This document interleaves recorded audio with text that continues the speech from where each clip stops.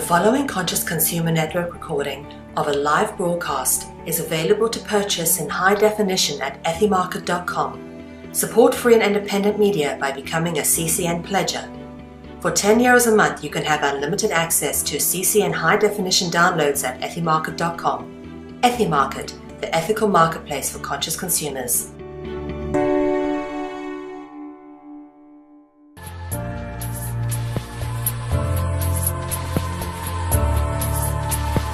Hello and welcome to the One People Show.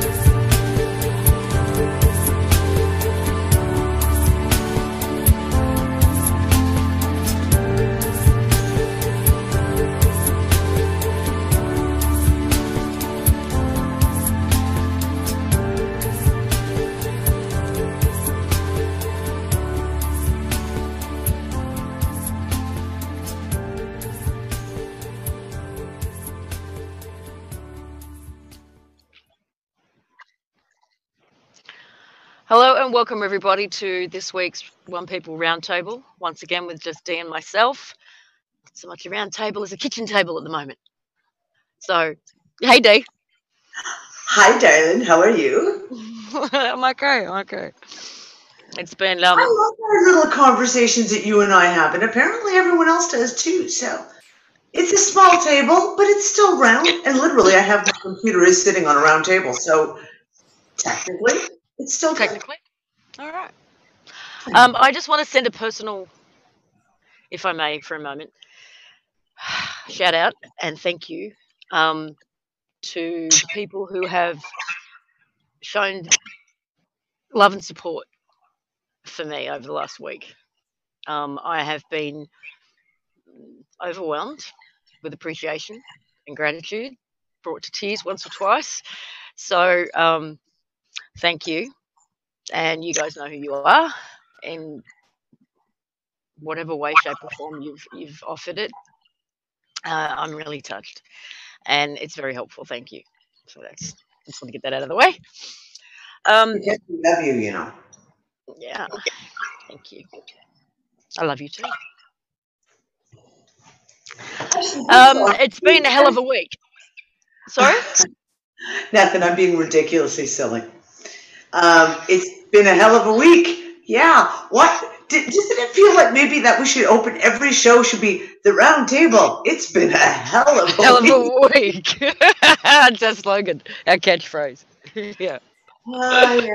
Our new catchphrase. All right. You wanted to. Now, the thing is, we do this on the fly. So Dee and I have not spoken about whatever we're going to talk about today yet. So all she said to me 10 seconds ago was, there's a couple of things I want to talk to you about. So go for it. What are they? Well, I'm going to do a big discussion on Transpicuous News. On Wednesday, I'm not going to do my usual news outline because I want to get into some subjects. But I want to talk to you about it first. Here on the round table, we have a different audience, right?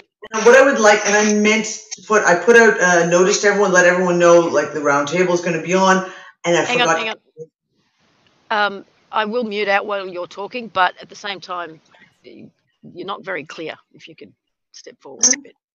Okay, but I wanted to sit back and lounge. Seriously. Okay. Oh, my computer's doing weird shit. Guys, I'm really sorry. See, I'm going to start off by saying that once again, 5 minutes before we went live, my entire computer did a hard crash. And strangely enough, the only time my computer does a hard crash is right before I go on one of the shows. Yeah, isn't that special? So I don't consent. Someone stop fucking with my computer. I'm not happy. No one likes it when Danny's not happy. No. So no, I'm going to do a show on Wednesday night, but our audience here is a little different. And what I would like to do is kind of maybe get into this conversation a bit and involve the chat room. So, at least I don't know if you've got the chat room up or if... I do. And for those listening who aren't there, might like to participate, please go to lisamharrison.com to the Watch Live page. There is a chat room there that's open 24/7. Awesome. And you can jump in and give Dee the feedback she's looking for. That would be awesome. Yeah, I want you and I especially. We think things through very similarly and very differently. So I like throwing my ideas off of Lisa. So I want to talk about Jade Helm. Mm. And I want to talk about the shit that's going on in the world right now, because shit's getting real. Yeah. Saudi Arabia just announced to the world that if the nuclear talks with Iran, follow me through on this is just ridiculous. If the nuclear talks with Iran don't go the way they want them to, then all options are on the table, including them buying nukes so they can nuke Iran. That's mainstream media, RT, yep, Saudi Arabia, and follow me on the logic on this. If the nuclear discussion with Iran over whether or not they're producing nuclear weapons grade isotope uranium doesn't go the way Saudi Arabia wants, they're going to buy nukes, because they don't already have those. They're going to buy nukes and nuke Iran. But the N-word is being tossed around a lot in the last 4 months. Okay, well, I've got a couple of things on this, and one or two of them aren't very popular, which is that nuclear is not what we've been told it is, for starters. I have my doubts, and I have serious doubts about nuclear. It just doesn't add up to me. I think it's more of a fear-mongering tactic than anything else. Saudi Arabia, if nuclear was nuclear, as we've been told it is, and can cause the devastation, you don't go and bomb your neighbour. You don't bomb somebody just there. Who's just downwind of you? Yeah. Does it make That's sense? suicide. No. So there's so much cognitive dissonance going on there. I don't know. And that's to me is even more support for the fact that nuclear is not exactly what they tell us it is. It's just more fear tactics. That would be my thought on it. Well, and this is the whole thing. It's also a programming thing. We've had General Breedlove, who's the commander-in-chief, U.S. commander-in-chief of European NATO. And you gotta love his name, Breedlove. This man is fucking psychotic. Last thing he does is breed any love, trust me. He has used the N-word at least 4 times in the last, since January, that I can specifically remember. Basically, in threatening with, of course, that's dealing with the Ukraine-Russia issue. We had England just announced that it's not beyond the realms of possibility that perhaps the U.S. could put nuclear missiles in England, just to move them a little closer, which is, of course, asinine because England has their own frickin' nuclear arsenal. So why would they need America's nuclear arsenal part on their doorstep? Unless, of course, you're just rattling your saber and, doing the fear porn thing. There's a programming going on, though. They're trying to bring everyone back into that Cold War mentality. So they're continuously throwing, but it's not just the Americans. So you have the announcements out of China that China is going to go to war. War with the U.S. is inevitable in the South China Seas if the U.S. doesn't back down and get the fuck out, basically. So again, we have this war rattling, saber rattling. It's got to go to that. We've got to build the fear porn, build the World War III mentality.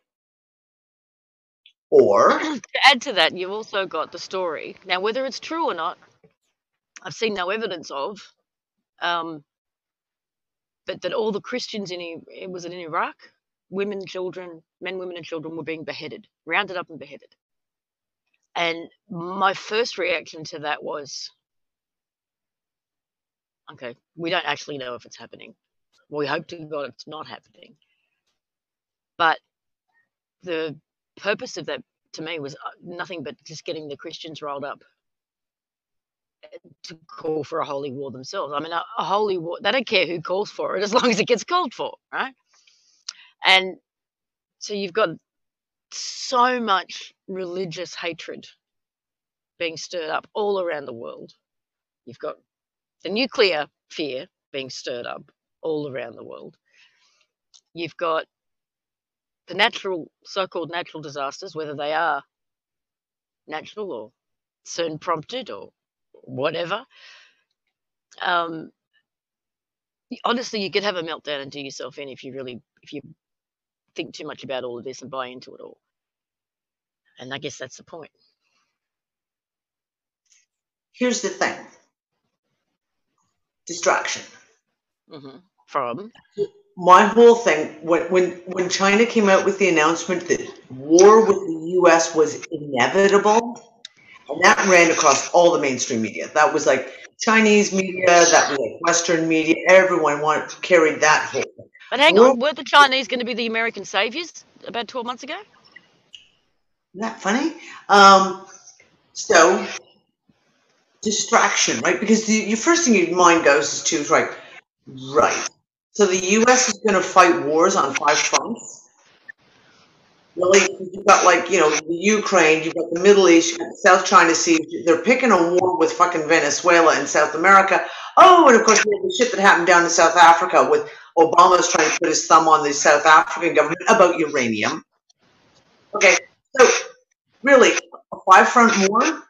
I'm pretty sure Rome figured out the fact that you don't fight a war on 5 fronts because you're going to lose. Number 1.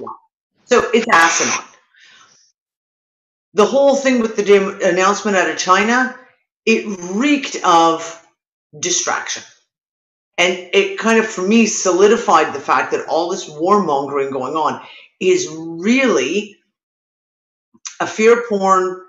We need to get people back into that Cold War, World War II mentality of be afraid, oh my God, the whole bit. But then there's what you mentioned. And that's when we go back to the Jade Helm shit. U.S. military, the U.S. Army, has just put a call out. They want to hire a whole shitload of private contractors.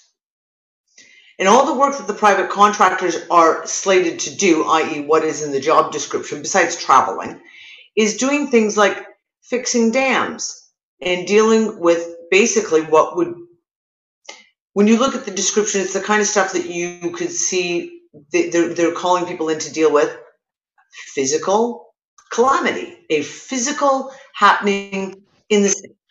So flood, so it's infrastructure to deal with all the infrastructure you're talking about. Infrastructure that's dealing with basically natural disaster preparation. Natural, and the wording on it was very interesting because the wording was, while it was meant to be phrased as in case of a natural disaster, it was very much inferred of more like when this natural disaster happens. So, this is the whole thing with the Jade Helm stuff. There's a lot of people, of course, are really on the bandwagon that this is the beginnings of martial law. They're going in, they're going to start martial law. And that has just never resonated with me because it's completely fucking retarded. Yeah, it is. And in Texas, like seriously, okay, maybe if you did it in Wyoming and somewhere where it's not very densely populated and armed to the teeth. Yeah, armed to the teeth. I had friends from Texas. I had a lot of friends from Texas, and it was the joke of basically their right to carry arms is more important than their right to food, water, and air. If you think you're going to walk into Texas, I don't care how many fucking soldiers you bring. And you think you're going to instill martial law and take away the guns? Or it is not going to work out in your favor. Unless you plan on nuking Texas, it ain't going to work out in their favor because they outnumber all of the military in the states in Texas with people I know who carry guns and use them regularly and carry them openly. And yeah, so the idea that Jade Helm is about a martial law takeover, like basically Obama's gone, flipped his lid. He's now going to make himself emperor of the known universe and instill martial law in the states and start in Texas. No, I just don't see it. I can't see it. It makes but at the same time, if that was the plan, you would want to take out the state that is the most heavily armed first, wouldn't you? Sure, but can you do it? I'm sorry. Well, you're also fighting a war on 5 fronts, and you're also trying to maintain about 30 or 40 bases around the world that you've already established yourself in. You're probably stretching yourself a little thin. Yeah. So it just, to me, since the very first, and I mean, I have a lot of military contacts. I have a lot of friends of mine who are vets, American vets, Canadian vets. Okay. And while I know that this was the whole thing, as soon as this was announced, everyone just ran with this and really pushed that this is a martial law takeover thing. It has never resonated with me. And I've looked at it from a lot of different angles. And that's what I want to talk about. Let's talk about the various angles that have been discussed. Hang on, comments from the chat room. Okay, good. One is asking the question of, are nuclear bombs even real? And all I can say is I seriously have my doubts, Jeff. And I'll tell you why in a sec. The second was the last superstorm of rain and floods was a notice of the natural disasters they plan to take down Texas, as they can't do it any other way. I mean, if you can't do it militarily, yeah, you could do it with the weather. And this is my whole thing. I don't doubt that. The whole floods and the tornadoes and everything that ran through, and Texas is working on some laws that the U.S. government really doesn't like. If there's one state that actually has a chance of getting the people together to separate from the United States of America, it's Texas. Texas was its own country right up until really recently. They've just passed a bill through the Senate to create their own bullion bank so that the public can basically buy and sell and spend gold and silver. Now, that has already gone way, way fast through the Senate process. Now, they also started a bill in Texas to stop Agenda 21. Now, that hasn't seen any movement since February 14th, I think. It's been stuck there at the second reading, and it was moved to the Senate floor, but nothing has happened since then that I know of. They have passed bills, things like apparently full legalization of marijuana. That bill is now on the floor in the Senate. So, yeah, Texas is the trouble state for the United States of America on all fronts. And then you've got floods, tornadoes, all this kind of stuff, which is odd. Isn't there already, I don't know where it is, but there's a dam already that's been... Yeah, they're talking about one. Yep. I'm not sure exactly. Maybe someone in the chat room can pull that up, but you're right. There is a dam that's like on the verge of blowing out or something along those lines. Okay. So here's the thing. So let's look at the various aspects. And chat room, if you want to throw your own, please, I want to hear everyone's opinions on this. So you have the first thought, or call it the first column A, is martial law takeover, right? One of the next theories put out is that we are looking at the full economic collapse is about to happen, and they're deploying the troops to control the public when the public all of a sudden finds out that their banks are closed and you're fucked. Like there's no more money. Completely lose their shit. Yes. And when the people completely lose their shit because they can't get their monies out of the banks, the troops are there to stop the looting, the rioting, the etc. Right? Also feasible. Also feasible. I mean, financially, we know how fucked they are. So, and we've got notes. This just came out today that there are a whole bunch of banks in prime towns where Jade Helm is supposed to be that are closing down as of June 16th. Which just so happens to be, right when Jade Helm started. That's just came out today or yesterday. Now, I can't get an exact list. If someone's out there is in Texas and wants to compile me a list of bank closures that are happening, I'd be thrilled. These are permanent branch closures, or doesn't say permanent. Just says will be closing down June 16th. And the one town bank. Okay, give me a second. I got to pull this up. Bank of America, and the name of the town has gone right out of my head. But it is one of the towns that is slated to be infiltrated by Jade Helm, and they are considered, their town is considered to be like basically the bad guys. And Jade Helm is, and they've got these banks that are closing down. Purportedly. Apparently it was in the news. There's a couple of little clippings of at least one or two branches with comments of other branches as well, but that's basically all I've got. So, financial collapse, and they're in there to basically stop the people from ripping the shit out of the, when they figure out that, the whole country's just gone into collapse. Okay, so that is, we'll call that column B. One of the other aspects, and this is one of the big ones I really want to look at tonight, is what you touched on, Lisa, is the physical issues with the planet right now. We're looking at unprecedented earthquakes, volcanoes, storms that are happening in the weirdest fucking place. Sydney, last month, gets like 6 inches of hailstones that are the size of frickin' golf balls out of fucking nowhere. The day later, like 2 days later, a town in Pakistan gets hit with literally, there's pictures, the hailstones are this frickin' big. And it's like a foot deep on the ground. This is people who've never barely even seen snow before, let alone frickin' hail.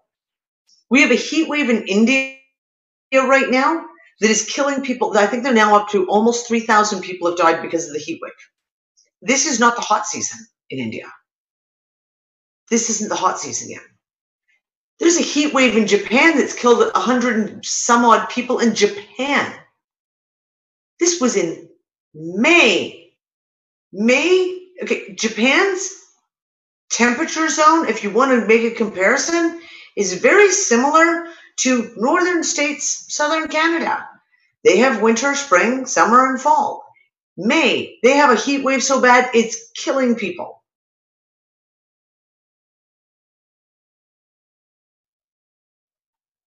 What the fuck's going on?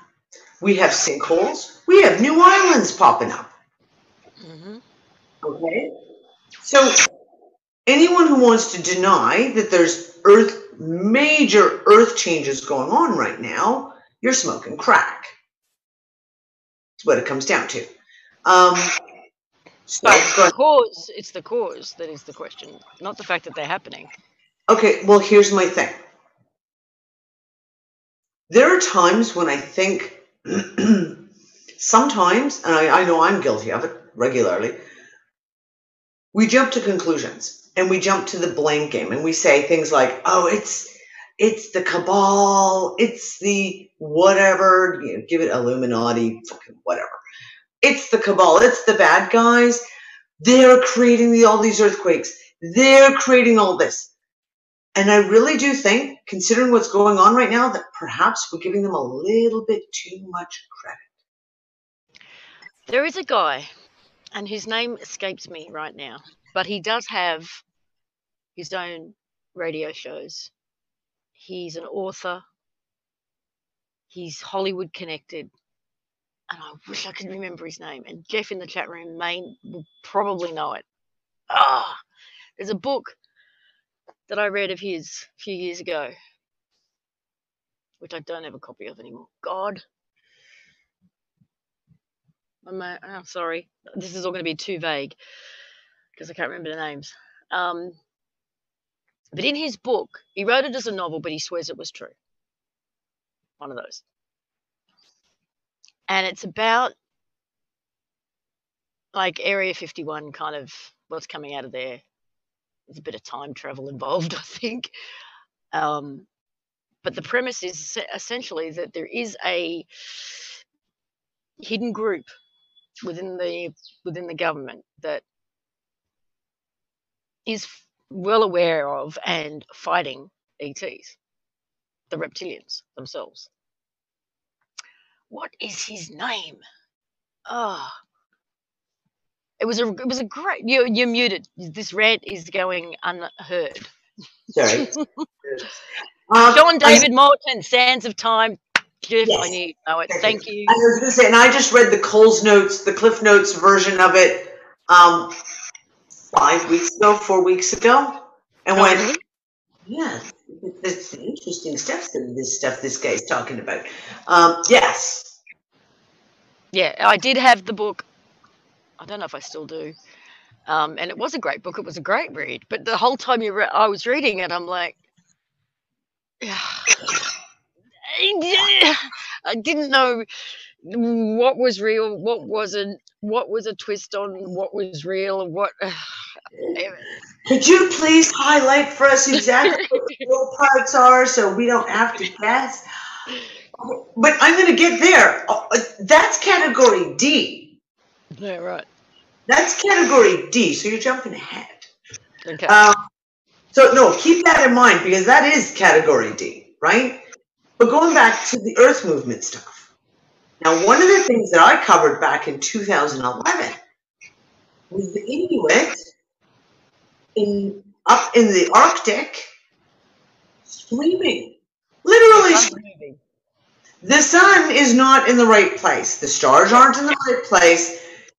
The moon isn't in the right place. The winds are now blowing from a different direction, and we're fucked up here because nothing is where it's supposed to be.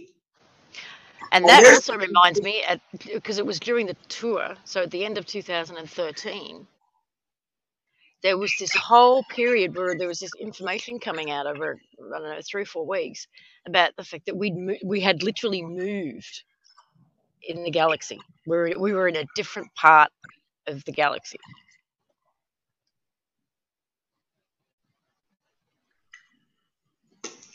I have no response to that.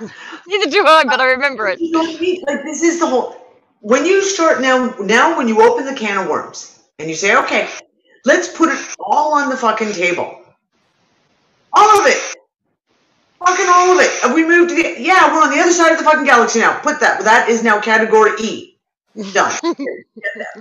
So, but when you have the Inuit screaming that. And they have been since 2009.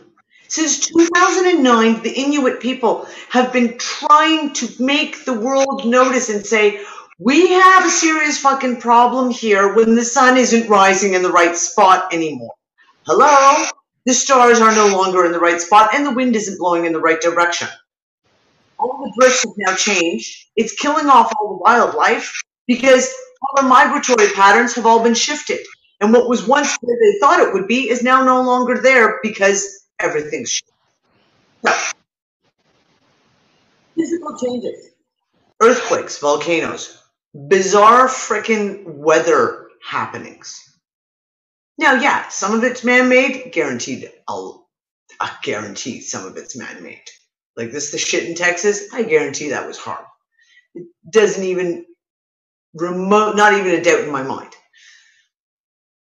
But it's not all man-made. I had a conversation with Biggie this morning. And the whole thing that I'm really starting to think is that, I mean, we've talked about the fact for a year and a half now that they are in desperation mode. None of their plans are working. And now it seems like we've reached a brand new fevered pitch of desperation on their part. And one of the things is if they had plans, and let's look at this. What is the one date that everyone been giving us for the last 9-10 months? September 2017. Oh, that one, the year. Yeah. Everyone keeps saying 2000, and it's been you and I, it's been our joke, saying, yeah, I'm sorry, it doesn't work in my schedule. We're going to have to move that forward. Sorry. Okay? So if all these dates keep looking forward to 2017, and yet, what if the decision of, dates and that has been thrown out of the ballpark now because things are now happening that they have no control of, i.e., the Earth shifting stuff. Well, even Lily, was it Lily who said that there was stuff happening now that, well, in the beginning of 2015 that she wasn't expecting 2017. That she didn't expect it until 20, and she's not the only one. I've actually spoken to about 3 or 4 people who are very energetically hooked in, who've all said the same thing, that something happened at the end of 2014, and it's as if we jumped. And everything jumps to, instead of it being like 2017, it's like, oh shit, it's happening right fucking now. And I think that they got caught with their pants down too. And they thought they were going to have another 2 years to spin this conflict, to spin the wars, to spin the fear porn, to set things up the way they needed it to be for whatever their purpose was. And now all of a sudden it's like, oh shit, the countdown clock just got turned back by 2 years. And fuck. Now, didn't also this trans-Pacific thing also get brought forward? Did it? I don't know. You mean that's got people freaked? Well, here that's got people freaked out. Why? I mean, specifically? Because they want our MPs to sign it without reading it. They can be given the cliff notes. The TTP, yeah, whatever that thing is. There's too many acronyms now, and I'm like the trade thing that is just a crock of shit. Yeah. Yeah. They've passed it as TPA instead of TPP. They can't disclose. They're not allowed to disclose what's in it. That the governments can be sued by the corporations for not complying completely with their demands, and the people have no say at all. Yep. So that is starting to make people go. I mean, the most asleep go, what the?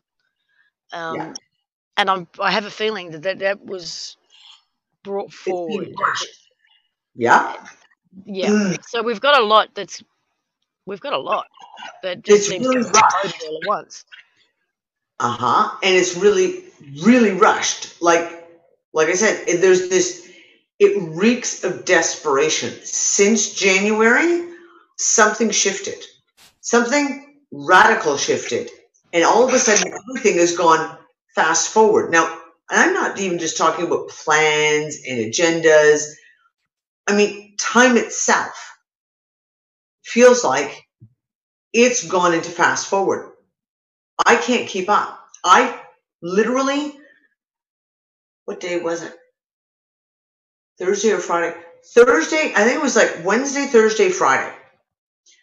I worked on the computer from 8 o'clock in the morning till 2 o'clock in the morning. And the only time I stopped was, okay, make lunch, throw in a load of laundry, make dinner, and maybe take the kids for a quick swim and be like, okay, guys, okay, everyone out. Come on, mommy's got to go back to work. It was 3 days in a row. And I got so little, what I see is so little accomplished for the amount of hours I spent in front of the computer. Every night, when at 2 o'clock in the morning, I was like, oh, it's 2 a.m.? the fuck? How did it get to be 2 o'clock in the morning? I don't understand. And I'm hearing it from everyone. Like, I mean, everyone right now. It's the same thing. It's like, I don't know where time's going. It just is disappeared. This is slightly off track, but at the same time, it's what I'm seeing in terms of emotional states and mental states. When I talk to, I've got some, my sleepy friends, you know, the ones who call what I do the ooga booga stuff, you know, or whatever, you know, they're all discontented. Now, these are people who are well off, right? They've all got really nice homes, well-paying jobs. They're not feeling any financial pinch of any kind, really. They are the lucky ones, you know, the upper middle class at the very least. And they're all miserable. They're all completely miserable. They're all going to counselling. They're all taking pills, happy pills. Starting to have a glass of wine a little earlier every day. Whatever their coping mechanism is. And one of my good girlfriends just thinks that it's pathetic for them to all be feeling like this. It's like, we've got first world problems. I mean, get over it. You know, everyone needs to get over themselves. Fucking first world problems. That's how she calls them. So, but this feeling of discontent is growing, and people have no idea where to look for answers. And have even in some ways no way to even define. No. They can't even put their finger on what it is. Because they've also got upper middle class guilt that they shouldn't be feeling like this either. You know, I mean, they can't define it. You know, they've got everything that they wanted to have and work for and all of that stuff. And why are they feeling like this? So they just drown themselves with the guilt. And these are people who last year I would have thought, you know, happy as Larry and wouldn't, you know, just coasting along and would never wake up. But something is stirring in them. Yeah. They don't have a reference point for it yet, but... Or words to define it. Because, like you said, first world problems. And the guilt of like, well, how can I feel this way? I mean, I have this, I have this, I have this, I have this, I have this. So why do I feel so empty? Is that the word you're looking for? Maybe? Yeah. That could just be me and my, you know, non-upper middle class, you know, shit. Yeah. So anyways, if we're talking like column A, B, C, D, and E by now, haven't we? What was that? We've got column A, B, C, D, and E by now. Yeah. We're going back to C for a moment. I just want to touch a little more on this whole world changes, earthquake, disasters type stuff, right? Lily said it. Bradley Love said it. I don't know hell, even Heather talked about it like 2 years ago. That the planet is expanding. And I mean, I like the way Brad put it when he talked about as our frequencies, then so are the planets, right? So if you have a physical structure, however it's built, and it's expanding, then you're going to have physical symptoms of that, i.e. sinkholes appearing out of frickin' nowhere all over the planet. As the crust is expanding and just pieces are dropping down the middle because it's expanding. Islands appearing out of nowhere, right? So there is that aspect of it. And I like the analogy Biggie used today of like, kind of like, if you look at it as the Earth is fighting the virus. And what do you do when your body fights a virus? It heats up, and it gets hot, and it gets a fever, and it coughs, and it has snot running out of your nose, and your ears get plugged up, and everything gets gross as you fight off the bacteria or the virus. So is that what's happening? That has always really resonated with me, of like, if the planet is going through these changes, that there is going to be physical symptoms that are going to go along with it, right? And same thing, when you look at the Inuit and you say, with what they're seeing, is the planet's shifting? That would account for the weather changes we're seeing. If the planet is actually, instead of on its 23 point whatever degrees, it's actually shifting, whichever way it is shifting, that would account for this as well. Right? So we look at all these things. Apparently Lily's trying to get into the chat room, so I just need to tell her how. Lily, go to how to get in the chat room. mharrison.com, and there is a watch live page. The chat room's right there. Okay, thank you. So we look at that aspect, and now you look at Jade Helm and say, okay, with the shit that's going on in the West Coast and the New Madrid Fault, but especially the West Coast, with dormant volcanoes that are steaming all of a sudden in Oregon, earthquakes happening, we have a lot of physical symptoms going on, and things like them closing down the hiking trails around Yellowstone Park. Yeah, interesting. Crystal in the chat room. I think Crystal's in Alaska, and she said she thinks that Alaska's heading for the equator. Because you remember, Alaska last winter got no snow. Yeah, they got no snow. And New York got it all.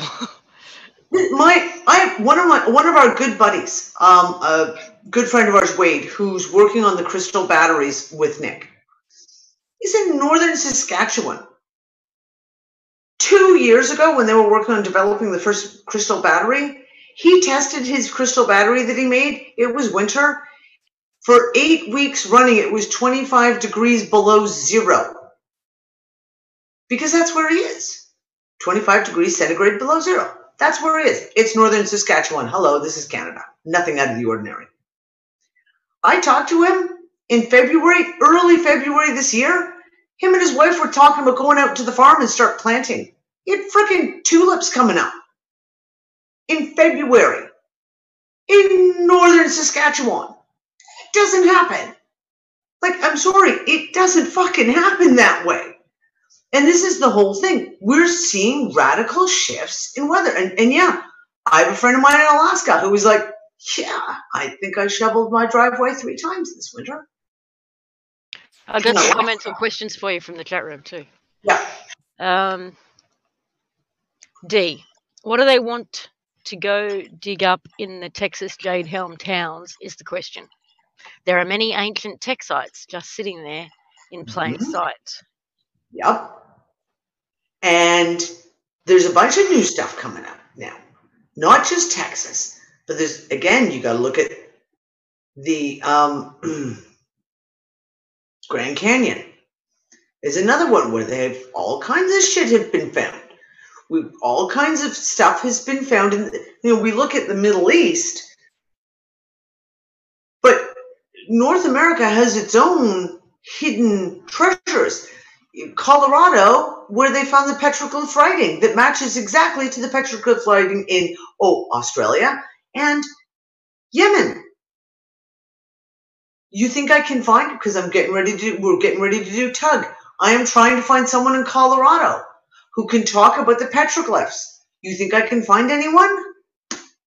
No, I can't find anyone other than the one guy, and I can't get him to respond to my fucking emails. Because that's annoying the shit out of me. But whatever. So yeah, what is hidden? I mean, there is shit. Texas is a big fucking state. Hell, Texas is bigger than most of Europe. Sad thing to say for most Europeans, but it's true. a lot of these places have got hidden shit. Now, we've got shit also going on right now where the Apaches' lands are being given, sacred Apache lands have just been given away to fucking corporations to come in and mine on. And the Apache nations, they're fucking pissed. Like, seriously fucking pissed. Rightly so. And that's happening all over North America. I mean, I've just been in contact with Mohawk Nation, and I'm going to be talking to a couple of people from the Mohawk Nation who are the Iroquois in the next couple of days. This is happening all over. Sacred lands that are being, well, what if it's sacred to the First Nations? Why is it sacred? Could it be that in fact it is actually sacred, i.e. there's artifacts buried in those areas, and they've been, maybe if they themselves in these generations don't understand the ramifications of what those artifacts are, they've been passed down the generations to guard this sacred land. And then the governments come in and they fucking, all the First Nations people push those all out and take over the lands. And it happens over and over and over again. Well, I wonder if there's a connection to that and what's going on here with the closing down of Aboriginal communities. There has to be. I mean, they're saying that they're not sustainable. You know, there's only 6 people who live there, so you know we can't have that. They can't choose to live that way.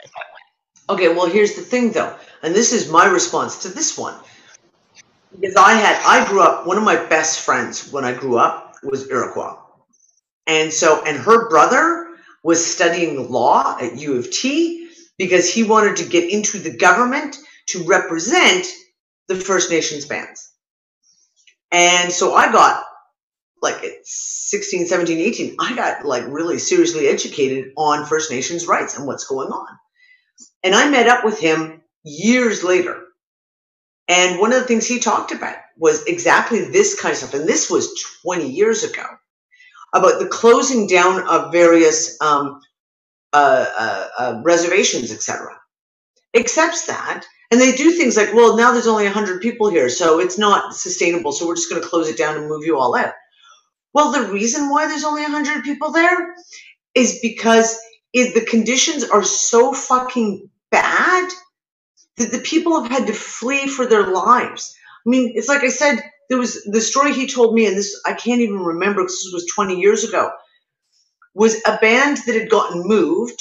The government had cut a deal for them to move off the land that they had, because the government, of course, wanted that piece of land. Move them. We're going to move you to a new area. We're going to, oh yeah, you guys, everyone will have washing machines and dishwashers and houses.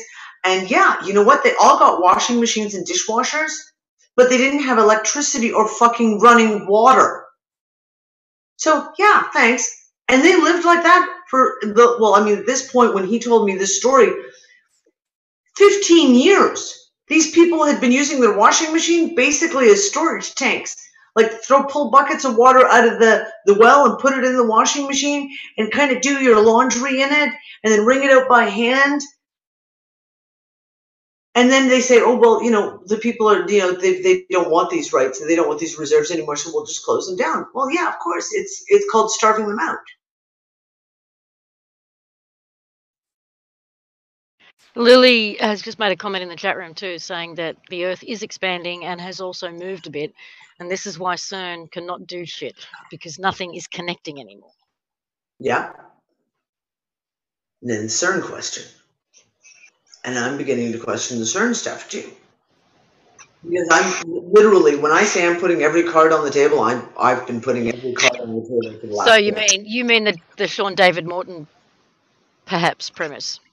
Which is, I don't know, I'm not familiar with that one. Well, that they've got technology that in the book, it's actually pretty much an all-out war. You know, this secret government group is at war with the race of reptilians in order to keep them the hell out. Yeah. And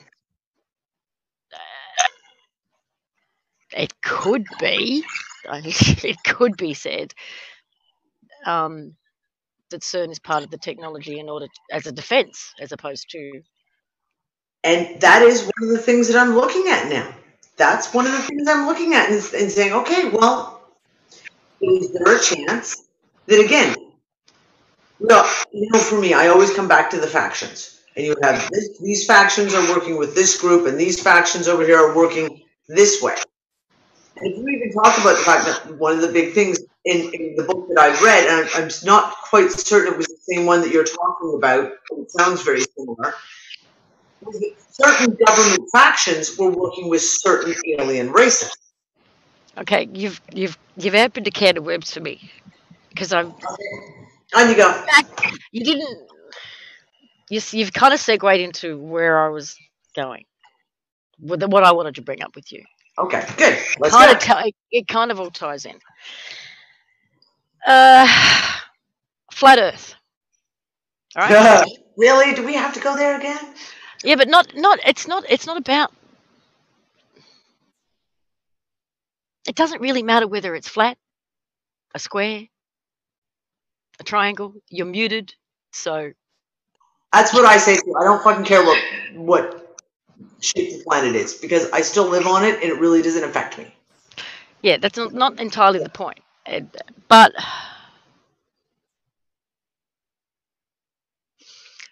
what it does, to me, the subject matter itself is the thread that, if you pull it, unravels so much. Okay. Let's look at something. You've talked about all of these ancient sites that are around the world. Or there are ancient scriptures, ancient myths,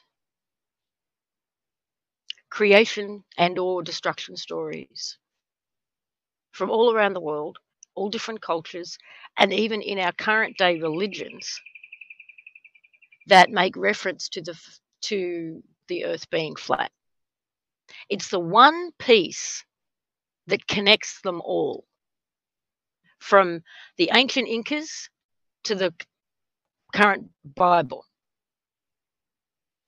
It's the one thing. They all describe the earth, and they all describe it as flat. If you wanted to. And the firmament. Yep. Yes. Whether it's like the Egyptian depiction of the woman, sort of stretched out like a dome, or whether it's the word firmament, it's the one link. If you, in the consciousness of humanity, discredit that, if you make that wrong, then we have a tendency to throw the baby out with the bathwater, right? You're muted if you're talking to me. Oh, okay. Do you want to go and take a moment? Dee needs to run away from the computer, but that means you'll miss out what I'm about to say. Then you won't No. So I'm going to have to hold it. I can still hear you. I just have to step away. Oh, okay. As long as you can still hear me. If you can discredit that one piece because it is a connecting thread, and we end up throwing the baby out with the bathwater, as I said, it means that we look at all of these ancient prophecies, all of these creation and destruction stories, myths and legends, and religions with some doubt. Because if they're wrong about that, if they're wrong about something as fundamental as the earth we stand on, then they might be wrong about everything. And it just puts doubt. But the other thing that they all contain is prophecy, is the story of cycles, warnings. So if we're And they all have warnings around this time, right? No matter what you want to call it. They talk about the cycles. They talk about what happens at the end of the cycles and the beginning of the next cycle. So if they all get discredited because they all had the shape of the planet wrong, then we're not listening to the warnings either, right? Because they're all in there. From the Aboriginal stories here, Incas, Mayans, Aztecs, African. There is not a part of the world you can go to where there aren't stories about the end of a cycle and what's happened in the previous cycles and how the previous cycles came to an end. In fire, in flood.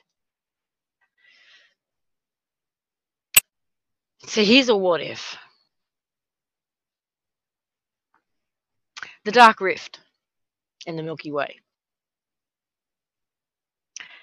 Remember how when we were having, I don't know how long ago this was, but we were having one of these discussions around the flat earth business and the pyramids, right? And how pyramids being the premise that pyramids are an ancient technology.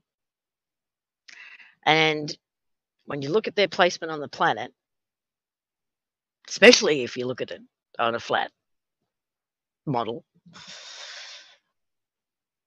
I have a feeling, and I'm still waiting for someone to graph this for me because I don't have the technology know-how to do that. I'd love somebody to map the pyramids on a flat earth model. All the known pyramids. All the known pyramids. Yeah, Ukraine. There's some in China. You've got the new one that they just discovered in Ecuador. They found some huge, massive one in the deep, dark jungle that no one had any idea existed. I'd like to see where they all point to. All right? Essentially.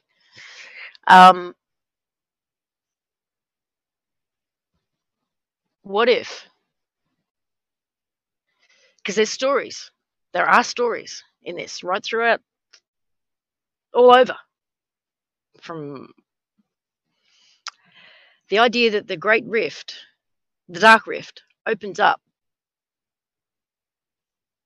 The water comes through. Something comes through the Great Rift, the Dark Rift. All right? And then it closes again. Depending on the story, from wherever it comes from, it's described as that's supposedly it's where Satan and Lucifer and all of his angels fell to earth from,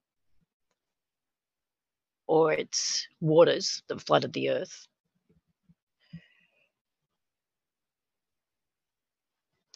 To me, when you start pulling this thread of the flat earth, there's this domino effect of what it leads to and what starts to unravel. And at the very, very center of it is who we are.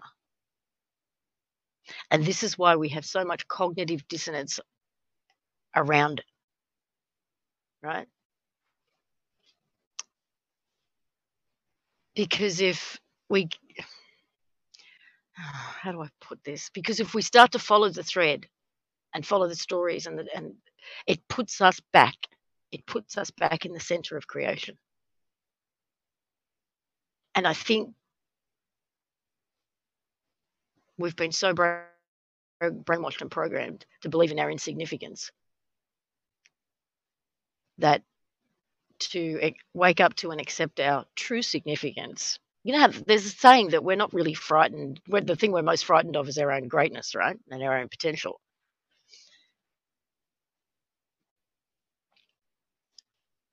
It's this argument, not the right word, but this argument that we're having collectively, that we have this enemy, whether it's the Cabal, the Illuminati, the bloody reptilians, or whoever they are, right? And that we are somehow victims of their manipulation and interference, there's almost a sense of helplessness. Yeah, but we're comfortable in there somewhere. Collectively, we're comfortable in there somewhere because it means You can't do anything about it anyway. What? It's all something else. Say that again. It's all about, you know, you can point to something else and say it's that. It's our big excuse for not stepping into our greatness, because we have this collective, all-powerful enemy. Mm-hmm. And if we don't have them, we don't have an excuse for not stepping into our greatness as the creators that we are at the center of the fucking universe. And I think that's what gets pulled and tugged when we follow this thread. As crazy as that sounds, and I know it sounds like a huge leap, but I've pulled it enough times now to see where it leads, and I keep ending up at our belief in who we are and our place in creation. In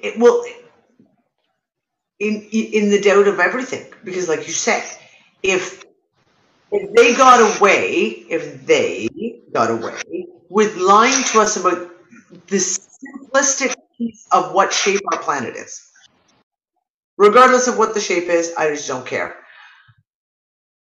If they were able to convince us, and to the point of convince us that there's just no room for argument.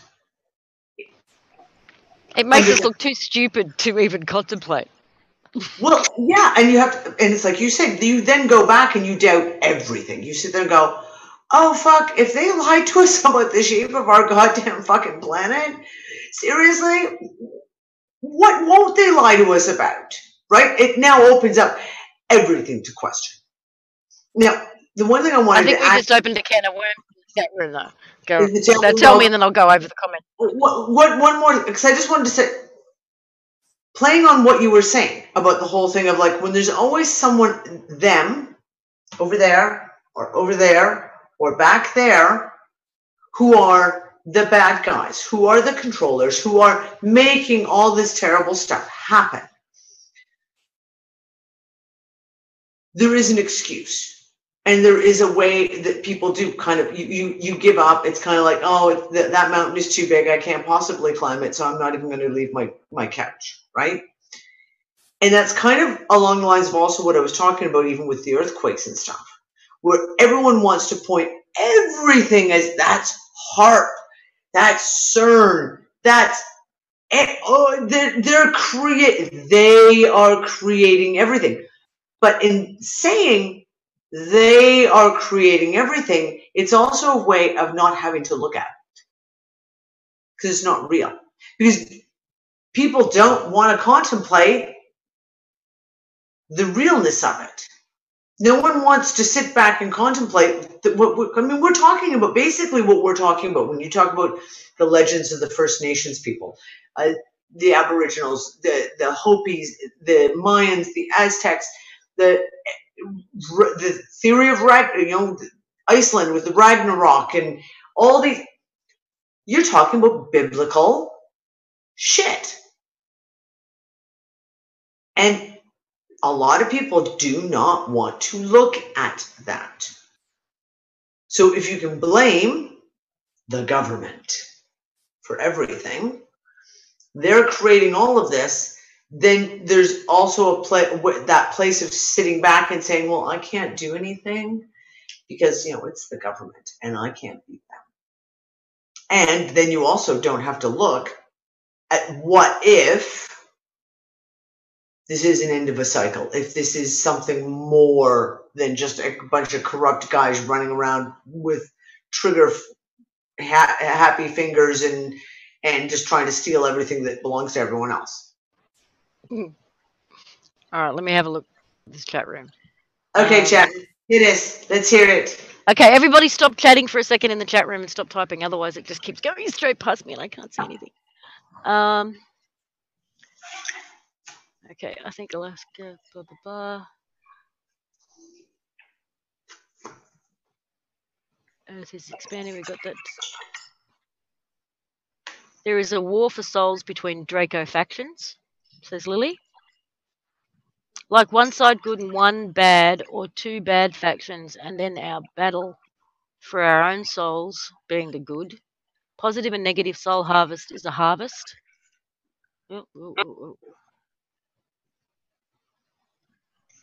Stop typing, everyone, please. Stop typing in the chat room. Call me batshit crazy. Call me bat crazy paranoid, but I feel that I am also that I am. Stop typing. Call me bat crazy paranoid, but I feel that I am able to notice more the Draco influence behind the strange behavior of people around me. Yeah. A common theme I see in them is over aggressiveness. Anybody else picking up weird vibes? Absolutely. Yep. If we haven't bought New Age BS, then we are in the end cycle. Please. Stop typing, everyone. Stop typing. She's not a speed reader, at least not in moving text. If we haven't bought New Age BS, then we are in the end cycle with only ourselves left to exist and face the end times, says Blue. Yes, Blue, we are on Earth timeline. These that choose it, the soul harvest, both pos and neg, is a soul catch for the next Draco cycle. New Age equals soul harvesting. Do we think the end times have started? Question mark. Yeah, I do. I do. Absolutely. Dude, we've been in the end times for at least 20 years. What if a conscious collective death was humanity's sole purpose, says Blue. I don't actually understand what that means. You know what, Blue? I love you. Blue put out an article. I don't know if she did last night or this morning. I saw it this morning in my RTS chat room. And I haven't had a chance to read it, but it got a lot of people talking. And I have said, Blue, that I'm going to sit down tonight, and I've had an insane day, and I'm going to read that article because of the conversation that it brought up in the chat room, which I really enjoyed. So, okay. Well, at some point, hang on, it's gone again. Hang on. I can't talk. You're going to have to write in what you mean by a conscious collective death for me to understand that. Blue, do me a favor, because the chat room's moving so quickly, write the comment to Lisa in her Skype, or write it to Biggie and Biggie's Skype, and Biggie can copy it over to us, because right now the chat is going so fast that we'll probably end up missing what you have to say.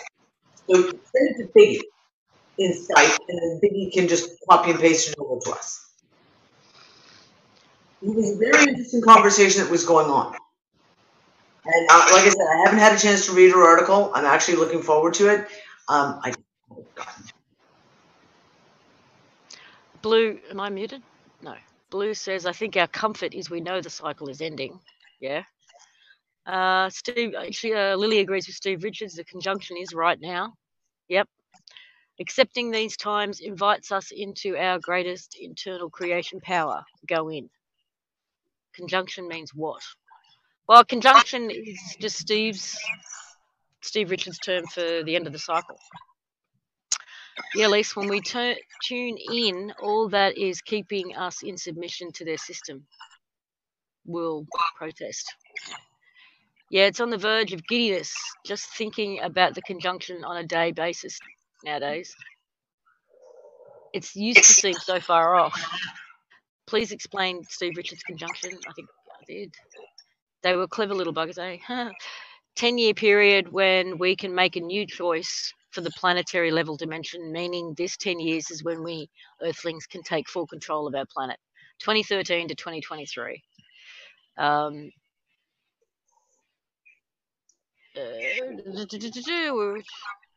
this 10 years is a full-on war on us. We are in a spiritual war with invaders for our own dimension. Now, Now, see, very interesting. I read something interesting kind of about that touches on that too. It was a comment from someone who was told this by a shaman that she does work with, who said that the police have been programmed, in the States especially, to go for the kill shots every time. Like, never mind this shooting someone in the leg, you got to take them down, head or heart shot, because they've basically been programmed that there are beings coming in who are so more powerful than just like they may look like humans type thing. Steve Richards said exactly the same thing in my interview with him. Really?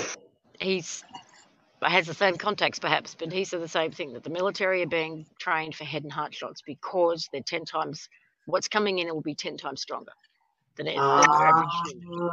Interesting. We've got one more comment. Yeah, Let's go. get that one out, and then the chat room's caught up. Okay, then, Lisa. If what you are saying is correct, and you know I'm with you, then all the more reason to focus on building a consciousness that empowers us all the time, every day, and let go of focusing on the distractions. In doing so, then, we will tip the scales to the empowering side enough so that it permeates and forever changes the collective. Yeah. Thank you, Barbara. And I agree. But for me right now, because I mean, it's always, there's a balance to be walked. Because it's about taking back our consciousness and learning to focus. And the one thing I've learned is, you know, that instant manifestation shit that we're talking about? Yeah, I've been getting seriously harsh lessons on the instant manifestation thing, and that speak not the evil you fear, and the, you know, just don't talk about the shit that you don't want to have happen. I have physically so many times, and I've just had to kind of literally, okay, I'm a slow learner, apparently. I'm really slow. So it took me about, I don't know, 10 or 12 instances before I finally got the hint that every time I say something about, for example, the eye infections that I had, Lisa, right? Every time I talk about the eye infections and I say like, oh, well, I haven't had an eye infection in like 3 weeks. This is awesome. I would wake up the next morning with a fucking eye infection. I swear to God. And the problem I've been having with my throat for the last 6 months, as soon as I make a comment along the lines of like, or put any energy to it, i.e. noticing and saying, oh yeah, my throat's been so much better. I'm not having hardly any of those problems anymore. Yeah, the next morning I wake up and it is toast again. And I'm watching myself do this. And I've said, okay, you need to really, really mind your P's and Q's. When it's like lesson to self, talk only about the positive. When I'm going to think about what, you know, physical ailments, etc., I talk about, you know, I crinked my neck up and it went away for a week and all of a sudden it came back. Why did it come back? Because I sat there and had a conversation about how bad my neck was last week. And then it's like literally the next morning I wake up and I'm like this again, going, oh, fuck, I did it again. So there's a consciousness there. Yeah, we need to look at our consciousness and we need to look where we're paying our energy to. But the problem is sometimes that is also, I think, a trap in the fact of people do need to get up and actually start doing shit. And that was my big rant, and I still stand by it 2 weeks ago. It's time for people to get off their asses and start actually doing something. Well, I've had a change of heart too in regards to that. Not so much a change of heart, an expansion of that. Okay, I mean, let's hear it. Well, just because I've been talking about totally, you know, that whole Buckminster Fuller thing. You know, you just building something new and make the old one obsolete. Let's just put all our energy into that. Yeah. However, I think we need more of a two-pronged approach now, which is continue doing that, start building what we want to see carrying forward, what the kind of structures and systems that we want to see in the new world. Absolutely. Make the old ones obsolete. But at the same time, I think, and there are the right people for the job are there, We need to be infiltrating Yeah. the current structures. We need to be, I mean, we've become so cynical and apathetic when it comes to government and corporations and the control system that we don't want to borrow it. But I actually think we need to infect it Yes.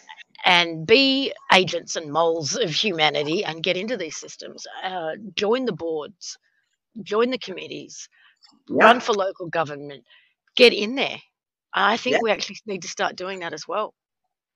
And I've been joking, but I think it's a solid idea. To get a bunch of truthers together in Australia and actually run for government. Yep. Not because I've got any not because I've got any illusions or delusions around becoming the next CEO of the Commonwealth of Australia Corporation, but simply because it gives you a platform. It gives you access to mainstream media, paper, radio, and television. It just gives you some tools to speak to them, to speak to the mainstream, and start putting pressure, asking questions, putting pressure on, and if everything from your local community centre to federal government. Yep. Infiltrate, and I don't know. It was a joke because I have had several times now in the last 15 years of the activism work that I've done, where I've had people say, no, really, you should run for government and we'll vote for you. And I'm like going, no, the last person you want in government is me. Because seriously, there'd be way too many shocked Canadians running around if all of a sudden I was Prime Minister. I'd be like, what? Anyways. But yeah, you're right, because if you run, they have to give you equal speech time. You have to be able to be involved in a debate. You have to be able to, even if they want to mute you. I mean, I know in Canada, we used to listen to the shit that used to go on with like the Green Party back 15 years ago, couldn't get themselves heard for love nor money at any of these debates because the news would cut them out. But you know what? People stood up and said, no, wait. You can't do that. That's not democratic. You can't just say, oh, we're not going to cover their comments. And you know what? They won because it was forced upon them that you cannot just give, the liberals and the conservatives a platform and not give everyone running a platform, right? But this is the whole thing. Even in school, like they always do school councils. I don't know if you have those in Australia. Like in Canada, you can join the parent-teacher board and you can do that. You know what? If you don't like your child's education system, and let's face it, none of us do, if your kid is in school, then get involved. Go join the PTA and go join the soccer association if you don't like the way it's being run, and go in and get involved. Instead of sitting back and bitching about it. I think one of the biggest things that has been pushed, and I'm hearing it so much in the last 4 months, is this whole idea of you are completely powerless. And that is one of the things with the whole Jade Helm push. I know what the disinformation agents are doing out there. I'm watching them. And they spin this Jade Helm as being a martial law takeover. The military's going to come in and there's nothing you can do about it. And we got FEMA camps and you need to be afraid. And it takes the power away from the people. Because people said, and someone who might have stood up and said, you know what, I have an issue with this, are all of a sudden going, I can't possibly beat them. So I really think that it is a ploy that they're really working on, and that comes back into the nuclear threats, the war threats, the distraction that is continually in there. Bring people to that fevered pitch of the Cold War, World War II mentality. You can't possibly win. Everything's going to hell in a handbasket, and there's nothing you can do about it. Therefore, you don't even try. So like you say, the mountain is too big. I'm just going to sit here on my couch. But even if you bring it down to a simple energetic state, you know, back to Steve Richards again for a minute.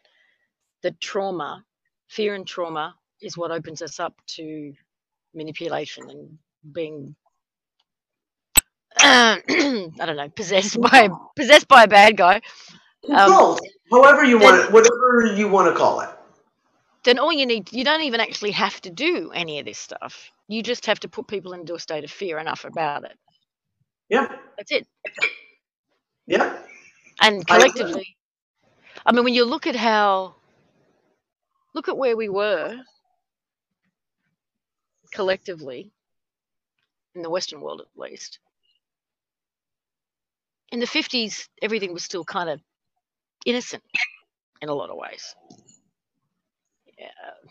There was still a naivete, and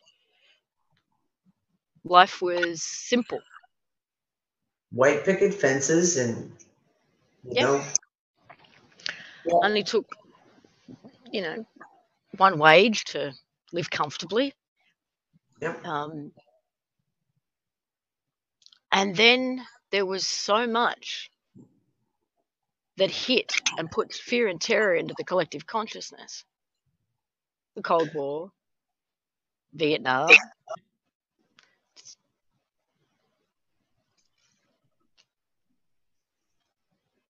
And the world changed.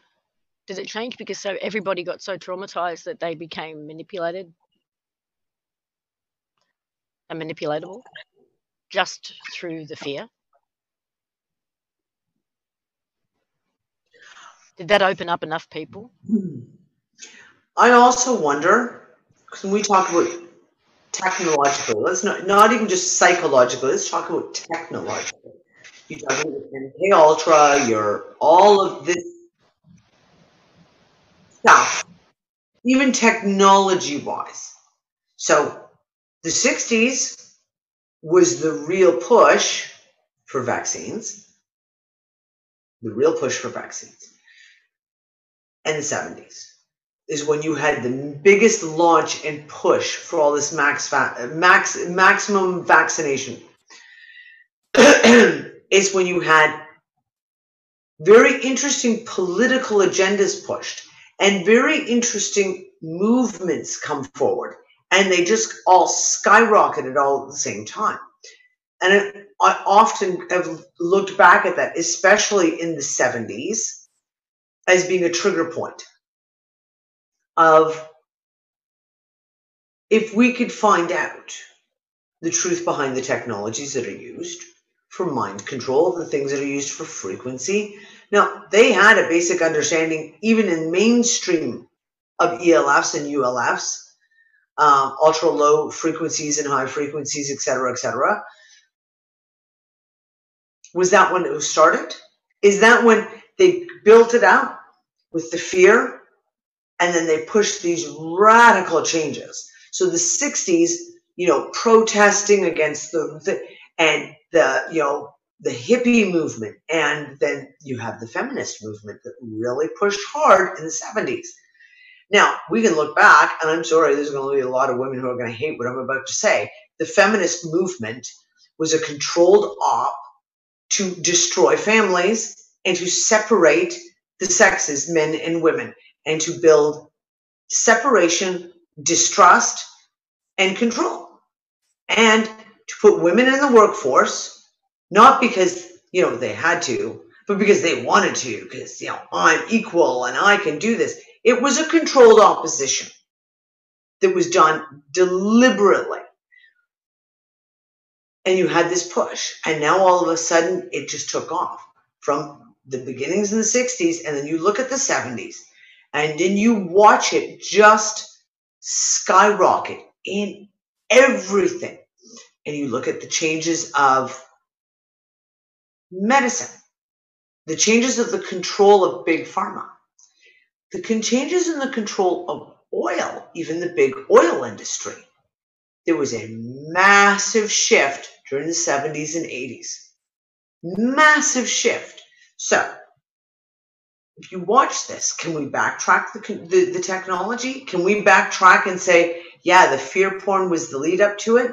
So you start it, because we know things like Iron Mountain Report. That was the 40s when that was put out, where they planned it all out exactly how they were going to do it. You're going to start with the Cold War. We're going to do this fear, and then we got the fear of war, and then we got to build it up, and we got to build it up.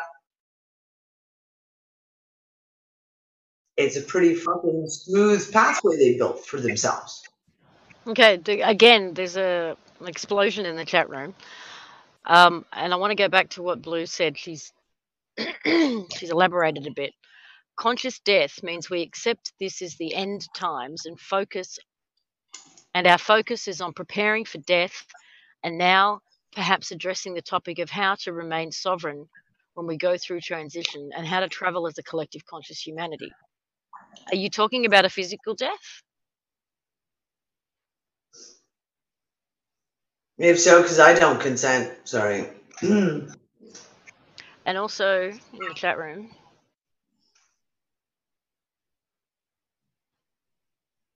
again, it's going crazy. I can't keep up with it.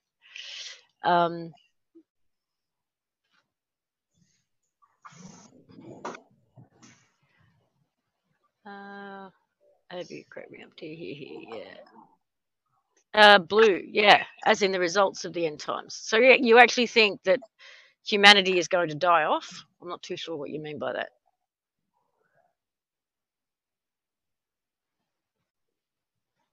Because that doesn't feel right, if that's what you mean. Not to me, anyway. No, sorry, don't consent. If we're talking, Lily's talking about programs dying in our minds. Yeah. And our spirit takes over our minds. And that is what we want. We want our spirit to be in control. Programs have Draco attached always. Well, Blue, I don't get it then. It's a tough...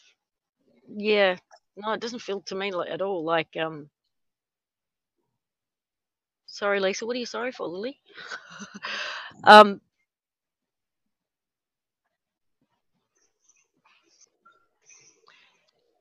To me, the idea of no, I don't get that, because to me, this vehicle is I don't know, perhaps the peak of evolutionary technology for a vehicle to be in.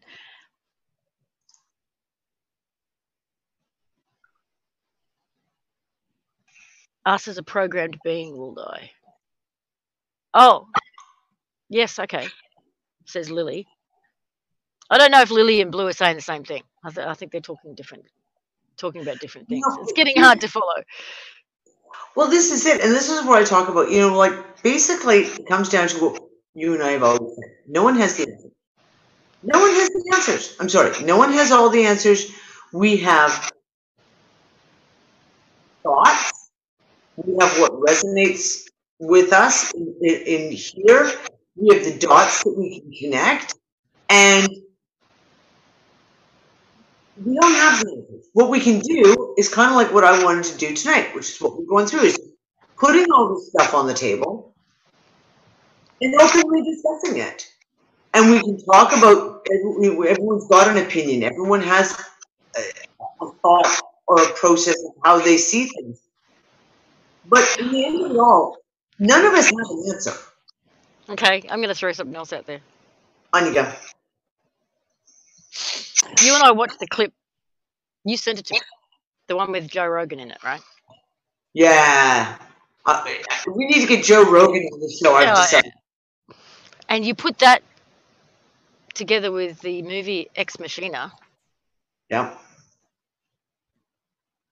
And holy crap. So in this clip, I don't know the guy's name, but he's a scientist who looks like the black version of Einstein. I think it's the NASA scientist we talked to. I don't know if it was the roundtable, if it was on Transfiguration News, who made the announcement that basically that we live in the Matrix and it's a computer holographic technology. So this is the same, I think, the same guy who made that, and that article came out in the mainstream. Oh, that was like 4 weeks ago. And it So was, what he said in that clip was that the more he looks into nature, the more into the micro that he goes, what he finds is computer code, ones and zeros. Yeah. So you got that statement. Then you've got this movie Ex Machina, where one of the main characters in it is like a coding genius who creates a search engine along the lines of Google, but it is like the best, the most powerful, and the most widely used. And you could say that it's the Google equivalent in this film. He creates artificial intelligence. He creates these robots, and the consciousness for them is the same software as his search engine. It's exactly the same. And he makes a comment about the neural connections. And we had the conversation about the book that you read. That's right.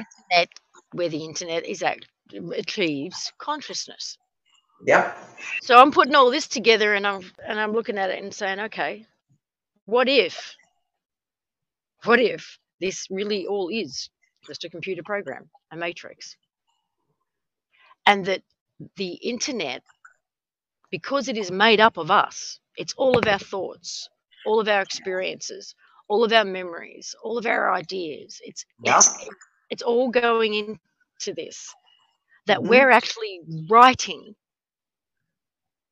the next level of the game. We are writing the very code for the next cycle. Nick calls it the reverse hive mind. It's not that it is that entity, internet, is controlling all of us as drones. It's like we are all the queens who are creating everything in that sphere, if you want to call it internet. And there's been some interesting articles. Like I said, there's been some interesting things in movies lately who've touched on that. And of course, like I said, the one book, the first book that I ever read that talked about artificial intelligence by Robert Heinlein, that book is called, oh God, the name of it's not, I want to say The Moon is a Harsh Mistress, but that was the second book. It was written in the early 60s. In the early 60s, that book was written, and he's talking about computers and artificial intelligence, and basically that once this one computer had as many connections that mimicked the human mind's neural network, it became self-aware. It became a conscious entity. So that's really, really interesting when we talk about, that was an idea put out in the 60s. And then some of the things that have been touched on in movies lately. One of the, in the new Avengers movie, which I got a copy of before it was actually released in the theaters. But if we are writing, if we literally are writing the reality that we are going to experience the next cycle round, it also, for me, would make sense that they are trying to bring in, if say CERN is to open a portal to bring in all the friggin' demons and open the gates of hell, whatever, that we start writing that into the script. If it becomes that's how they get another go around too, is we write them into the code. We write them in. Yes. They have to come along. They need us to come along. Of that much I'm sure. Because we go back to that. They are not creators. Yes. They are not creators, therefore they need us to create. So how do you do that? Well, you do that by influencing the mainstream, by creating a paradigm where they tell you what to think. And you know, for example, we talked about it. You drug people up with Prozac and fluoride and vaccines, and you let them rot their minds out in front of a television set, watching hockey and their football and their basketball and their primetime soap operas and all the rest of it. And you fill them full of GMO food, which empties their bodies of the ability to fight off or build nutrients to actually fight off and keep yourself healthy. And now you've got a whole bunch of nice little automatons who are basically mind wiped that you can then program to create whatever you want. Again, it goes back to just how powerful we are. What if reality itself in any friggin' dimension comes down to what we create? What if we're the ones who create it all and we write it all? And that's why they need us, apparently. Otherwise, why all the attention? Why go to all the trouble that they go to? And for me personally, the whole reptilian thing didn't come into my awareness until David Icke, which would have been in the mid-90s, I guess. Late 90s or something like that, right? I think. So let's just say last 20 years probably. Yep. And for me at least, he was the first one I knew of that talked about it all. And at the time, everyone thought he was a lunatic. Complete lunatic, yeah. Since then, it's exploded and everybody's talking about bloody reptiles. Yep. So if they knew that we were getting to the end of the cycle, then they would allow themselves, they'd have to allow themselves to become known to us in order to be written into the next cycle. Yep. To the next creation. Bingo, Lisa. Yeah. About what, Deborah? It's all going to be exposed. We're going to find out about everything so that it becomes part of our collective consciousness. It becomes known to us. So we put it in, we write it in. We have to. Oh. They can't keep it secrets. Oh.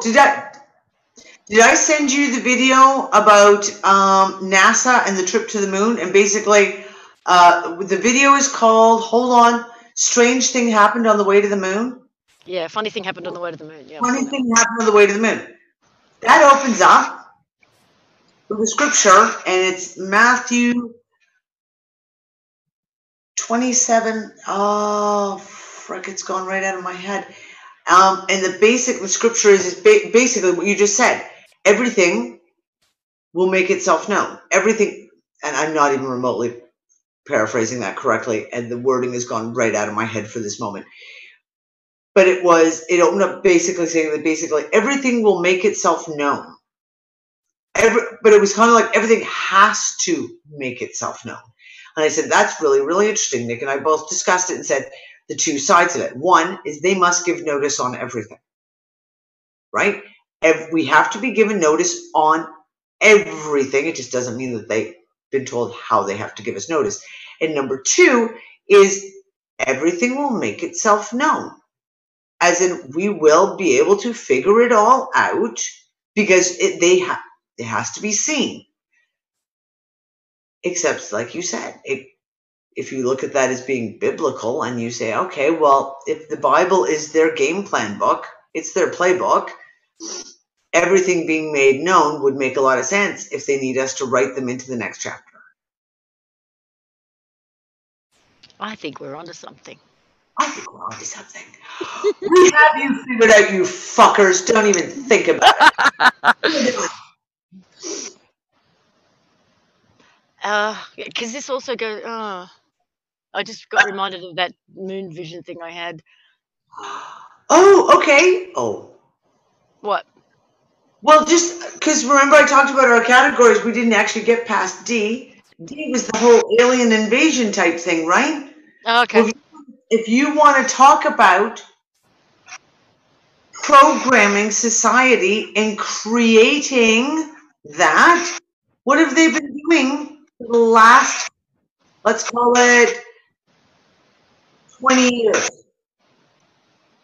Basically, if you take, of all the basic movies that deal with aliens, take out Star Wars, Take out Star Trek, take out E.T., and take out Close Encounters.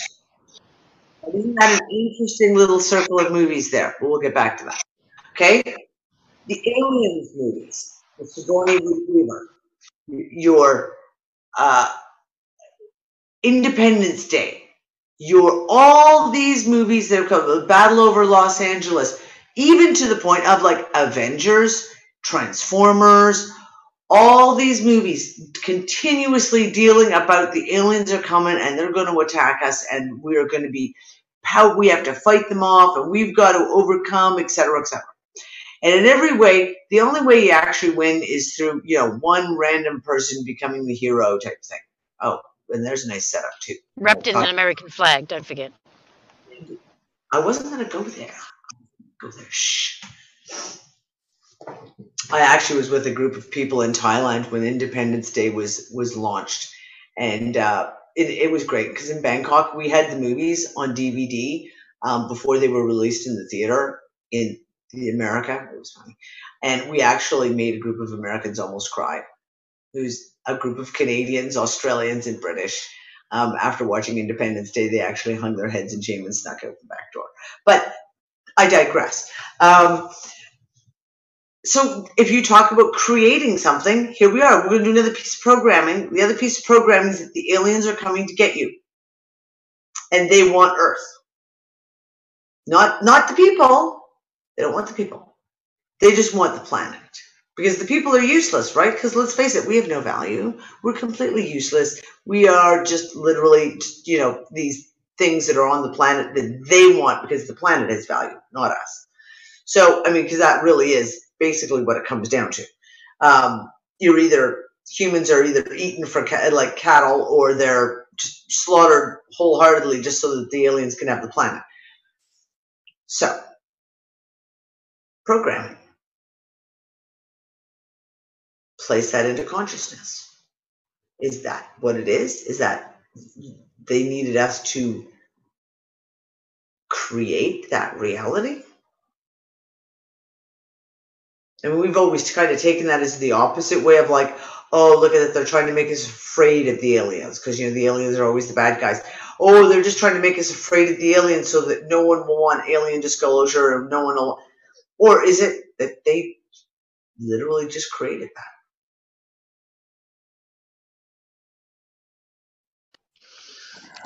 Comments? Anyone? Yeah, we've got Angie saying you two are onto something. That totally resonates. Linda said the reptilians have a deadly virus that humans are immune to. Ava, Epiphany.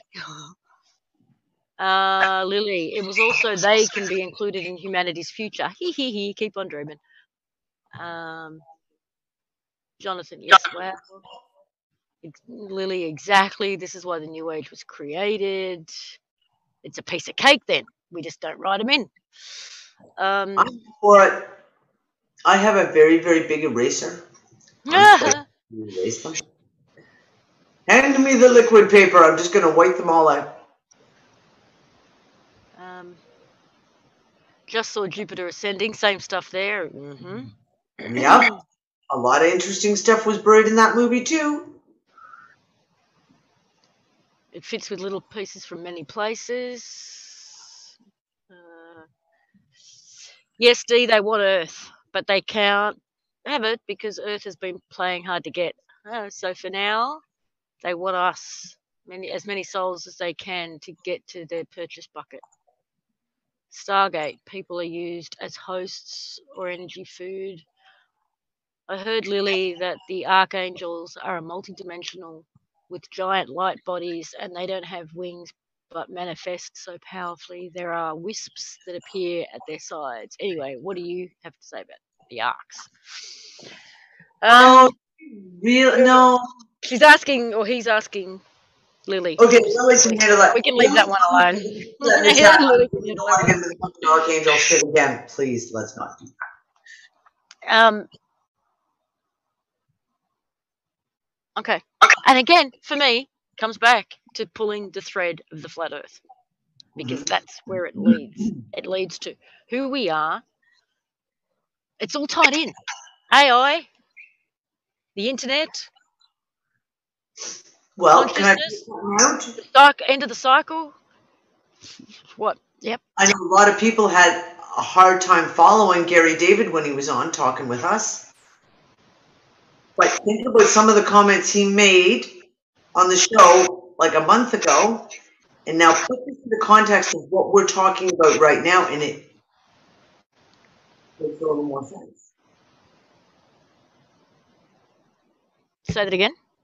It makes a little more sense. If you put it into context of what we're talking about, of us creating it, take it as a matrix thing. If you want to go to the absolute extreme theory that we are nothing more than constructs within a matrix, within a computer program, a simulation, if you will, then that AI, if we're the creators within it, creating it,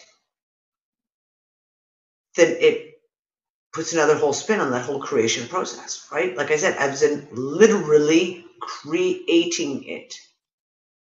Yeah, no, literally creating it. We are. So imagine you're inside, you're playing World of Warcraft or some other horrendous game like that, right? So you're sitting on the outside, being spirit. Your consciousness has created an avatar to play inside the game. And you're in there with a whole bunch of other avatars playing the game. The parameters for that game have already been written by everybody sitting on the outside of the game. Yep. But let's say that you're in the game and your character, your avatar, gets together with a whole bunch of other avatars and writes the next level, the next adventure. Sure. That's Absolutely. And you've got, in this instance, this analogy, you've got adding a mod. Another mod, isn't it? But it's like we created a character in there. Let's say, what's Phoenix? The Minecraft, right? They're all playing Minecraft. What are those little green things? That's what I'm saying. The creepers. Let's say we created the creepers inside the game as the bad guy, the enemy. And as we're writing the new level of the game, the new code, the new cycle, the creepers have a personality of their own. Yeah. Because they, once you create something, it's, it then has life. Yeah. And they need to be written, make sure they get written into the next level. Yeah. Otherwise they cease to be. Yep.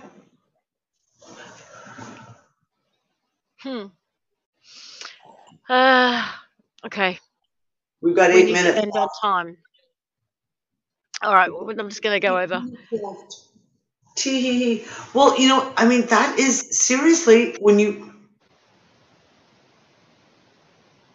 if you think about what manifestation is, manifestation, in my understanding, what I consider manifestation, is the creating of something, right? Whether it's my whole analogy I used for years about, here's a tomato, right? Is that not just writing it into the game? Is that not what it is? You say, I am going to create a tomato and we're going to invent this new tomato and we're going to create it in the game. Is that not manifestation? It's just writing it into the programming? Yeah. So again, we're going back. These are the conversations that we started having in the beginning of 2013 about starving the beast energetically. Stop giving it energy. Oh, God, it's a bit of a catch-22 though, isn't it? Okay, I warned everyone we didn't have any answers. I was just going to put a lot of cards on the table. So, just saying, I'm just putting cards on the table for us all to take a look at. That's where my mind goes.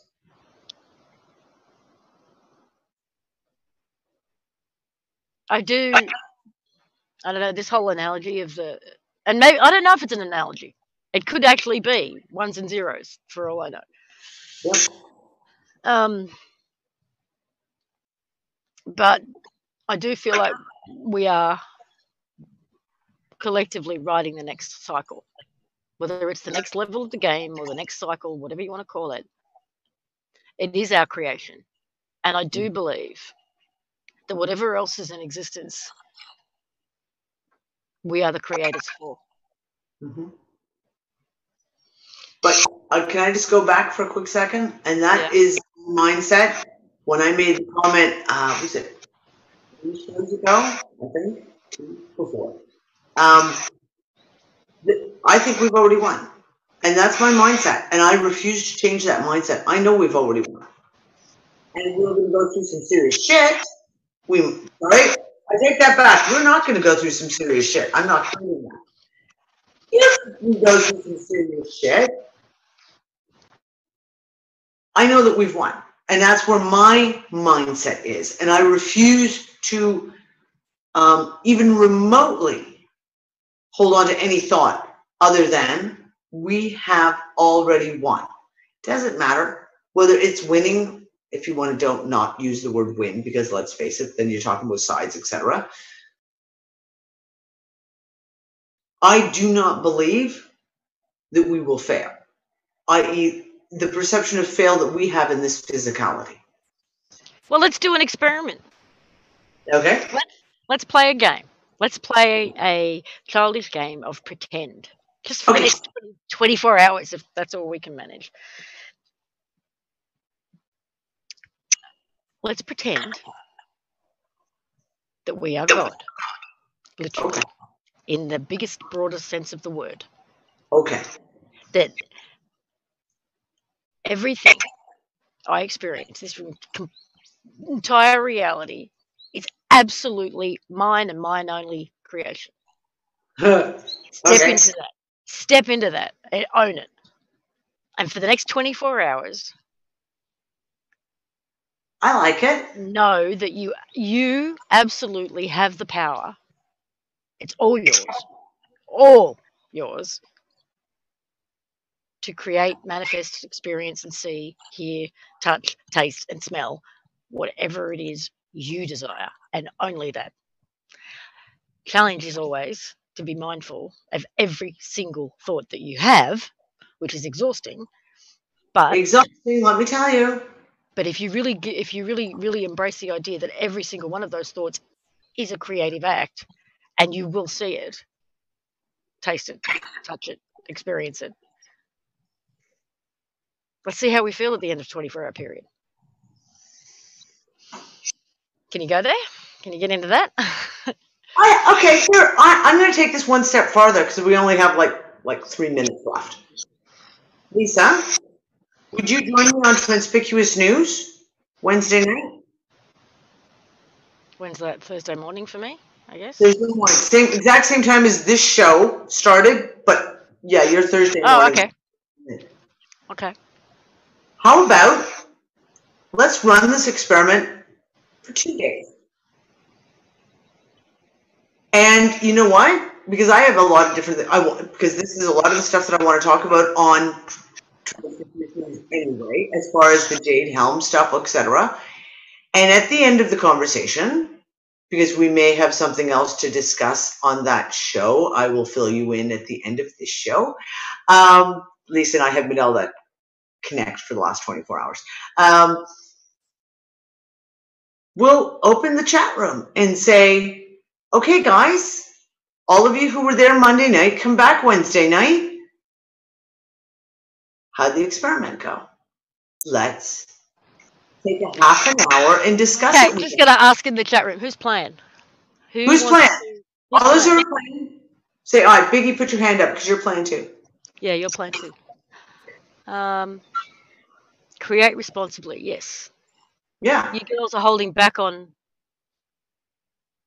no, we're not. Us girls are holding back on what? It doesn't matter. I'll tell you later. So, yeah. Okay, getting back to just... I know we've got like a minute. 1 minute. 1 minute. Talk fast. Instead of... We've been creating externally to internally. We've got to make it internal to external. Yeah. Right? So instead of allowing ourselves to be affected by what's coming in and then creating from that, go back to center, create purely from that place what you want. Yep. Okay, looks like everyone's in. Okay. Okay. We'll see everyone on Transpicuous News Wednesday night, exact same time as Roundtable Show, but it'll be Transpicuous News. And come back to the chat room so that we can come back to the chat room and we'll pull in more people. This is gonna be fun. I like this idea, Lisa. All right. I love doing experiments. I love you. And we'll see you Wednesday night, everyone.